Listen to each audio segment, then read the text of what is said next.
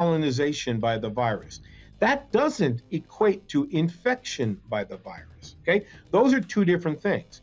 The only way to determine whether you're really infected is to identify the virus inside you and you're sick. You're actually developing symptoms. So if all you're going to do is measure only the people who are symptomatic, and if they're symptomatic, detect virus on them, and that is your case number, that becomes the denominator from which you calculate death rate. So you take the number of people who died over the cases that you discovered, and that's where they were coming up with this 3, 4, 5% death rate. That's not an accurate reflection, and it's not the way we calculate the death rate for flu.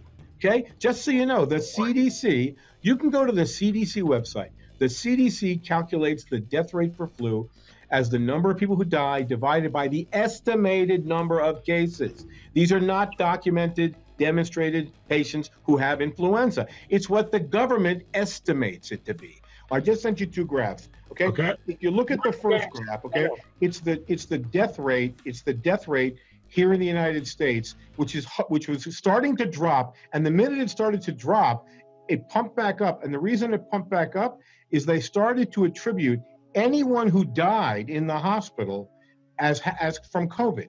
You know, that's what's called statistical reassignment. Okay, it's a method that's used by people to get whatever they want.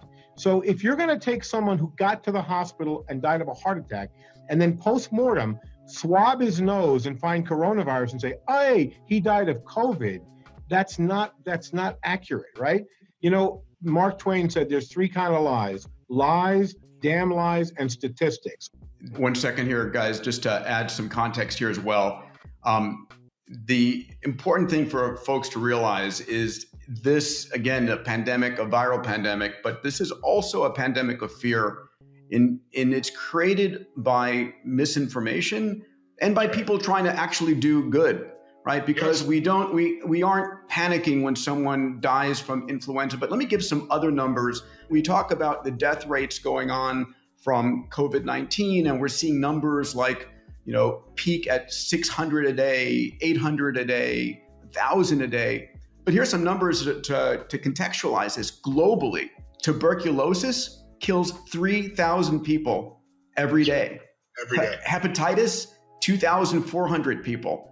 HIV/AIDS, 2,100 people. Malaria, 2,000 people. So we have, every single day. Every single day around the world. We're not shutting down everything all over the place, and many of those, some of those things are infectious as well. And as bad as this is, again, for all of us, our hearts go out to people, and I know friends who have passed on this and who have been intubated on this, and it's a terrible challenge. There is one silver lining here that's important to realize.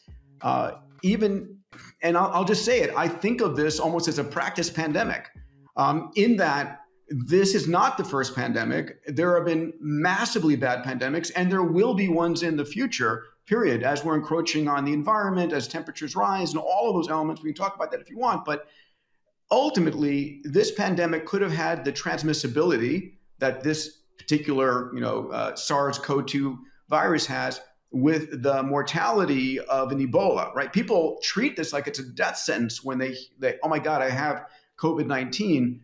Well, could be a mild flu, it could be a bad flu, but imagine if it had a 50% mortality rate. And what this practice pandemic has done, and I'm going to call it that, not to diminish the massive financial hardship this has had, but it's uncovered all of the breakpoints in our financial system, our governance system, and our healthcare system that hopefully, if nothing else, we learn how to repair those and not have that happen again. One other thing that it's doing, and goes to the extraordinary work of my older brother from another mother here, Bob Huri, is it's causing and allowing the FDA to iterate faster, because we've had a very slow, methodical, it's a bureaucracy. And we are seeing, again, diagnostics and vaccines. We'll talk about that in part 2 of this, but also antivirals and also therapeutics, one of which, very proud, is the brainchild of Bob Huri. The piece that we're trying to get across to you is that, yes, this is serious, but so is the flu. And that the people that are most affected by the flu are also the elderly. If you look in Italy and see all these people dying, 79% of them that died are over 90, right? Literally 99% of the people who have the disease have some pre-existing condition, and more than half have three: cancer, heart disease, diabetes. And Bob, maybe you can mention about what's been happening, because let's put up what the Nobel Prize winner said from Stanford, just so you know. He was talking about, he's been on the air talking about this. He said, we're trying to do modeling, we're trying to look at numbers, and we're trying to understand what they're telling us. One problem with these tests is they're very sensitive.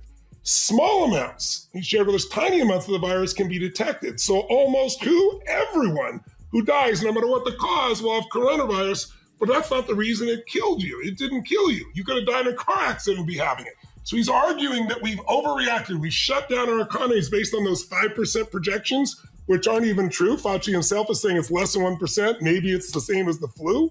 But we've now built an entire system of destruction of the economy. People are so afraid because they don't know what the real facts are. And I saw on one day in February where the death rate jumped 600% in a day. I'm like, I'm not a genius virologist, but I know it's pretty hard for something to jump that much in a day. And so we went through the statisticians, and Bob, I know you can comment on this because you've seen it. They changed the rules on how they diagnose. You used to have a test to say you died of it.